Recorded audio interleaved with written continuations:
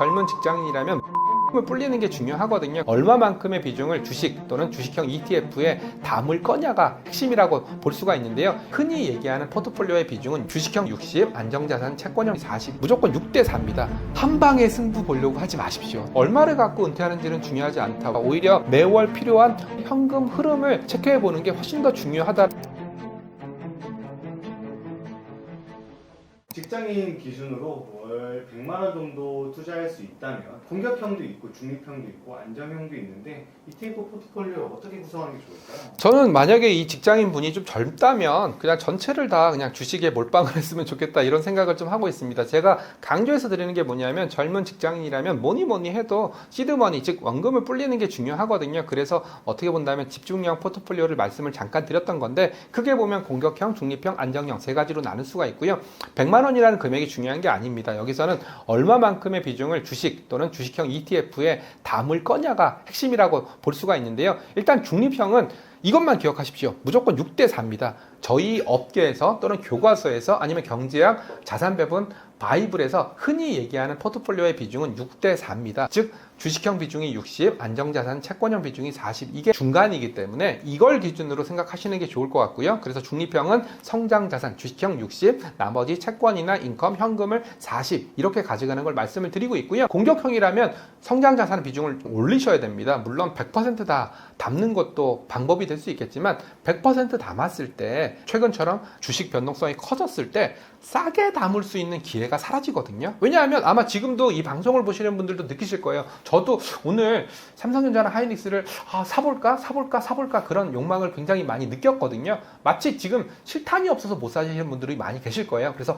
공격형이라고 하더라도 100% 주식보다는 80% 주식, 80% 성장자산 담으시고 나머지 10%, 20%는 현금. 여기서 현금이라는 것은 반드시 현금으로 갖고 있어라 이런 개념이 아니라 실탄, 즉 시장 쇼크가 왔을 때 한번 확 들어갈 수 있는 실탄으로서의 역할을 하는 버퍼의 역할을 하는 그런 자산이다라고 보시면 되고요. 안정자산은 6대4를 뒤집으면 됩니다. 40을 성장자산, 60을 채권, 인컴, 현금성 자산. 기억하십시오. 6대4가 기본이다. 그래서 6대4에서 뒤집으면 안정형, 그리고 6대4에서 주식 비중을 한 80까지 올리면 공격형이 된다. 이렇게 정의 내리시면 좋을 것 같습니다. 자, 뭐 성장자산, 뭐 인컴자산 이렇게 반복적으로 나오니까 우리 그냥 이렇게 정의 내리죠. 성장자산은 그냥 주식형과 같은 위험자산이라고 보시면 되고요. 현금성 자산이나 인컴자산은 그냥 채권과 같은 안정 성향의 자산이다라고 이렇게 구분을 하겠습니다. 제가 아까 말씀드렸던 꿀팁이 하나 있었습니다. 6대4가 중립이다라는 꿀팁을 하나 드렸었고요. 두 번째 꿀팁은 내 나이에서 100을 빼라고 좀 말씀을 드렸었습니다. 즉 30대라면 100 빼기 30이니까 70.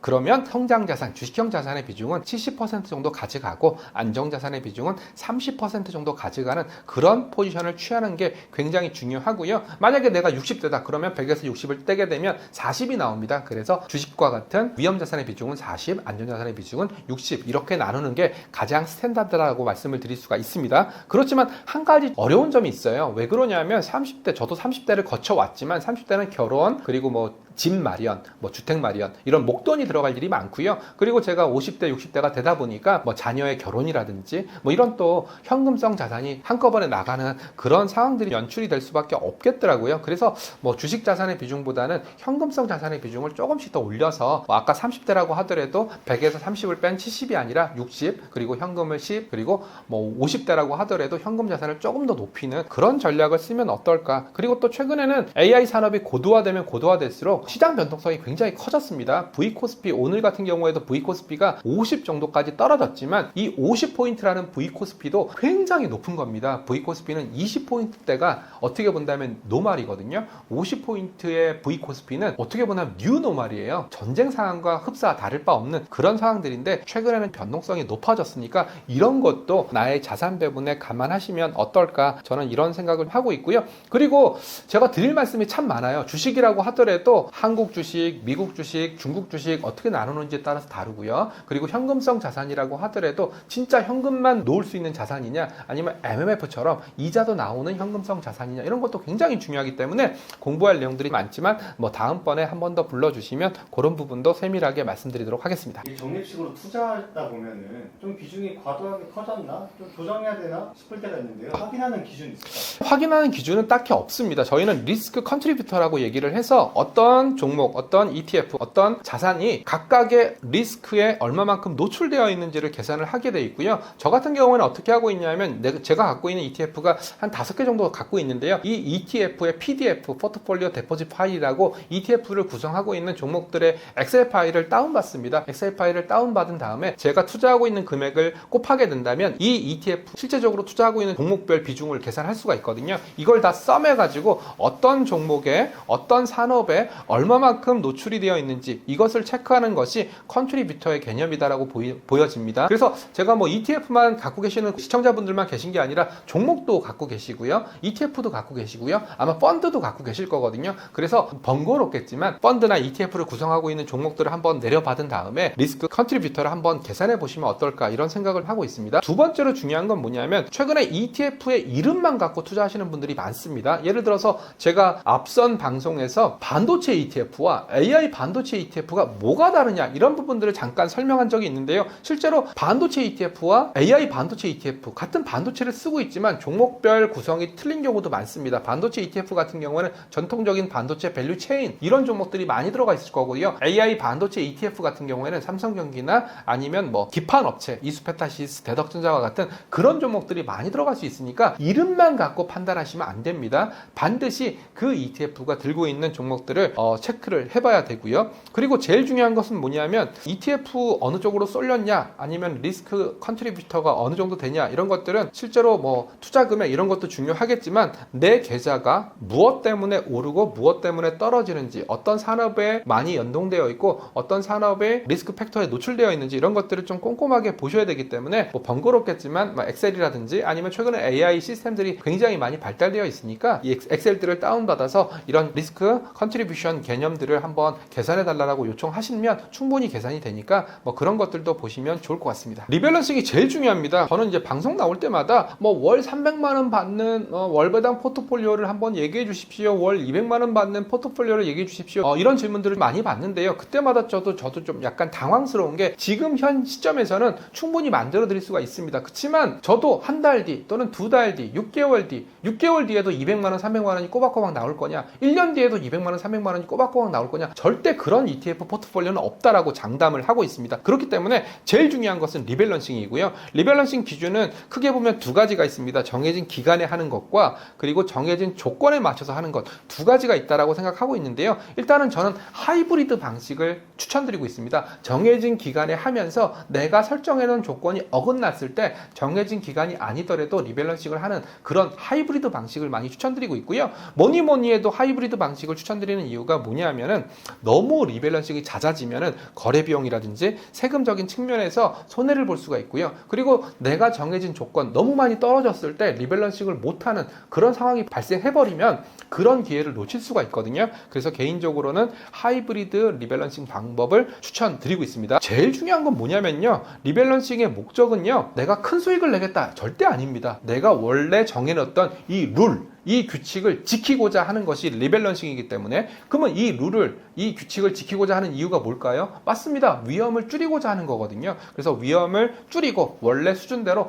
되돌리고자 하는 것이 리밸런싱의 목적이라는 점을 저는 강조해서 말씀을 드리고 있습니다. 은퇴 후 필요한 돈 노후 계산할 때요. 10억 원 같은 목표 자산이 필요할까요? 아니면 월 생활비가 중요할까요? 저는 월 생활비가 훨씬 더 중요하다고 생각합니다. 제가 실제로 제 주변에 이제 은퇴하신 선배님들이 좀 계시거든요. 그래서 그 선배님들한테 여쭤보시면 선배님 얼마를 갖고 은퇴를 하셨습니까? 또는 얼마가 생활비로 쓰이십니까? 라고 질문을 드렸을 때 얼마를 갖고 은퇴하는지는 중요하지 않다. 왜냐하면 내가 은퇴를 했을 때 어떤 생활 수준, 생활 여력 아니면 생활 라이프 패턴을 갖고 있는지 따라서 얼마든지 달라질 수 있으니까 얼마를 들고 은퇴했는지는 중요하지 않다. 오히려 매월 필요한 월 현금 흐름을 체크해 보는 게 훨씬 더 중요하다라고 강조를 하고 있더라고요. 그래서 화면 보시면은 월 생활비를 얼마로 월 300만 원으로 했을 때 3,600만 원 정도가 필요하고요. 그리고 국민연금이나 퇴직연금에서 한 150만 원 정도 금액이 나오고요. 그러면 150만 원 정도가 부족하지 않습니까? 그럼 이 부족한 150만 원을 메이크업 하기 위해서 4% 정도의 인출률을 계산하면 계산한다면 4억 5천만 원 정도 필요하니까 결국은 주어는 월 생활비가 될 거고요. 월 생활비를 주어로 하고 목적어 국민연금, 퇴직연금 아니면 연금저축계좌에서 얼마만큼 나오는지 그리고 부족한 현금 흐름을 계산해 보시는 것이 저는 어떨까 이렇게 말씀드리고 있습니다. 은퇴의 목표는요 얼마를 가지고 은퇴하는지가 아니에요. 물론 책이나 아니면 유튜브 썸네일에서 얼마 뭐 20억 갖고 은퇴하기 30억 갖고 은퇴하기 아유 많으면 많을수록 좋겠죠. 그렇지만 제일 중요한 것은 내가 죽을 때까지 끊기지 않고 월 현금 흐름을 이어가는 것이 중요하기 때문에 끊기지 않는 월 현금 흐름을 만드는 법을 먼저 익히는 게 중요하지 않을까 싶습니다. 일단 월 200만 원이면 대략 한 6, 7억 원 정도가 현실적인 기준이 될 것 같습니다. 월 200만 원이면 연간 2,400만 원이고요. 2,400만 원이고 인출률을 한 4% 정도? 그 정도로 잡는다면 6억 원, 3.5% 정도로 잡는다면 6억 9천만 원 정도가 필요합니다. 물론 5%, 6%, 7% 잡게 되면 원금이 좀 줄어들겠죠. 5% 정도 인출로 잡는다면 4억 8천만 원 정도 필요하지만 이럴수록 뭐 장기간 자산 고갈 위험이 높아질 수밖에 없다라는 점을 좀 강조해서 말씀드리고 있습니다. 여기서 중요한 것은 생활비를 반드시 분배금으로만 받아야 된다. 저는 이거는 아니다라고 생각합니다. 이게 저희 업계에서는 뭐라고 말씀드리고 있냐면 마지막 입세 증후군이라고 얘기를 하고 있어요. 무슨 말이냐면 내가 S&P 500이라든지 분배 많이 안 줍니다. S&P 500, 코스피 100도 분배 많이 안 줍니다. 경우에 따라서는 이걸 모아간 다음에 이걸 팔아서 생활비로 쓰면 됩니다. 그렇기 때문에 반드시 생활비를 분배금에서 받아야 된다라는 생각은 버리셔야 되고요. 팔아서 갖고 있는 자산, 갖고 있는 ETF, 갖고 있는 주식을 팔아서 생활비로 쓰면 됩니다. 그렇지만 제가 마지막 입세 증후군이라고 설명드렸던 것처럼 한국 사람들은 아니면 전 세계 사람들은 갖고 있는 자산이 줄어드는 것을 견디지 못합니다. 이거 마지막 하나를 팔았을 때 나는 어떻게 살아야 돼 이런 절망감이 있기 때문에 그래서 생활비를 반드시 분배금이라든지 이런 걸 통해서 받아야 된다고 생각하지만 저는 그럴 필요 없다. 마지막 입세 증후군이 두렵긴 하지만 그래도 모아가서 모아놓은 자산을 일부 팔아서 생활비로 쓰는 것도 충분히 좋은 방법 중에 아닌가 이렇게 생각을 하고 있고요. 그래서 제가 생각하는 현실적인 은퇴 포트폴리오는 배당이라든지 채권 이자라든지 아니면 리츠에서 발생한 이자라든지 아니면 오피스텔 이런 쪽에서 발생한 이자 플러스 필요한 자산을 필요할 때 제가 갖고 있는 자산을 필요할 때 매도를 해서 거기서 발생하는 수익을 가지고 생활비를 쓰면 어떨까. 그래서 은퇴 자금도 은퇴 후의 현금 흐름도 분배금만 고집하지 말고 앞서 제가 토탈 리턴 말씀드렸습니다. 배당과 이자 그리고 자본 차익에서 발생한 매도 이런 걸 합친 토탈 리턴 방식으로 은퇴 자금을 만들어 보면 어떨까 싶습니다. 첫 번째는 이름에 현혹되시면 안 됩니다. ETF는 이름은 아무래도 투자자들의 니즈, 투자자들의 관심, 투자자들의 집중을 끌어당기기 위해서 가급적이면 굉장히 어떻게 보면 섹시한 이름? 이런 것들로 많이 선택을 하는데요. ETF 이름이 전부는 아닙니다. 물론 이름에 투자 정보들이 상당 부분 담겨져 있지만 그렇지 않은 경우도 있으니까 ETF 이름만 보지 마시고 ETF가 담고 있는 주식, ETF가 담고 있는 채권, ETF가 담고 있는 리츠 이런 자산을 보실 필요가 있다. 경우에 따라서는요. 내가 ETF를 하나, 둘, 세 개 샀는데 알고 보니까 거의 비슷비슷한 ETF를 샀을 경우도 많거든요. 이런 경우에는 나는 ETF 3개 샀으니까 분산 투자했어 이렇게 생각하시는 분들이 계시는데 천만의 말씀입니다. ETF를 3개 샀더라도 실제로는 분산 투자가 아니라 오히려 집중 투자 됐을 가능성이 높고요. 그리고 또 최근에 ETF 이름 보시면 탑2, 탑3, 탑4, 탑7처럼 어떻게 보면 집중 포트폴리오 형태를 구축하고 있는 경우도 많으니까 반드시 이름만 보지 마시고 내용물을 보십시오라고 말씀을 드리고 있고요.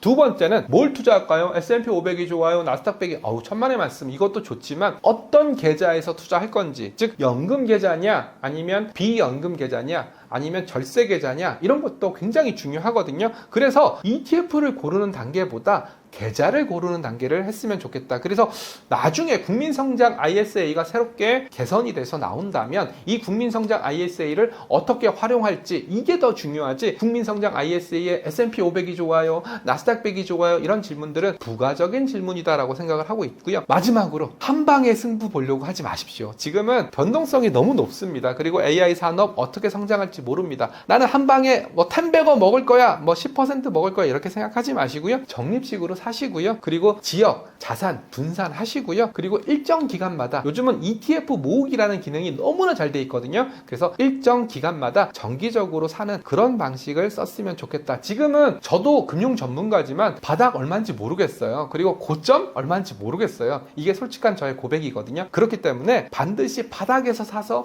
머리 끝에서 팔 거야 이런 생각보다는 적립식으로 사고 분산해서 사고, 그래서 한 방에 승부를 보려고 하지 말아 주십시오 라는 것이 26년 금융 경력을 담은 저의 조언입니다. 제가 마지막으로 드릴 말씀은, 지금은요 주식과 결혼하지 말아라, 투자와 결혼하지 말아라, 이런 말씀들을 좀 많이 드리고 있어요. 왜냐하면 요즘은 투자가 힘들어지니까 하루하루 굉장히 괴로워하시는 분들이 많더라고요. 제가 결혼을 괴로워한다라는 표현으로 매칭해서 정말 죄송하긴 하지만 지금은 연애하듯이 즐기듯이 이렇게 좀 투자를 했으면 좋겠다, 이런 말씀을 좀 드리고 있습니다. 물론 손실이 많이 나신 분들의 입장에서는 이런 말씀이 너무 공허하게 들릴 수 있겠지만 너무 몰입하지 말아줬으면 좋겠다. 언젠가는, 저는 내년 이맘때쯤 됐으면 다시 코스피는 정고점을 트라이하지 않을까, 이런 생각을 갖고 있거든요. 그렇기 때문에 너무 집착하지, 복잡하게 이렇게 투자를 안 했으면 좋겠다, 이렇게 생각을 좀 하고 있고요. 그리고 가장 중요한 거, 좋은 투자는요 많이 버는 투자가 아닙니다. 물론 많이 벌면 좋겠죠. 은퇴할 때 10억 아니고 20억 아니고 30억 아니고 100억 들고 은퇴하면 좋겠죠. 그렇지만 지금은 우리가 생각보다 오래 살 수 있으니까 오랫동안 지속할 수 있는 투자 방법, 오랫동안 지속할 수 있는 현금 흐름, 오랫동안 지속할 수 있는 투자 비법, 이런 것들을 찾는 것이 중요한 시기니까 많이 버는 것보다 오래 갈 수 있는 그런 전략들을 구상해 봤으면 좋겠습니다. 이런 것들은 계속 이루어지지 않을까, 그렇게 기대를 하면서 저의 긴 시간 방송을 마칠까 합니다. 다음번에 또 찾아뵐 수 있는 기회가 생겼으면 좋겠습니다. 저는 미래에셋 자산운용 ETF 컨설팅 본부의 최창규 본부장이었습니다. 감사합니다.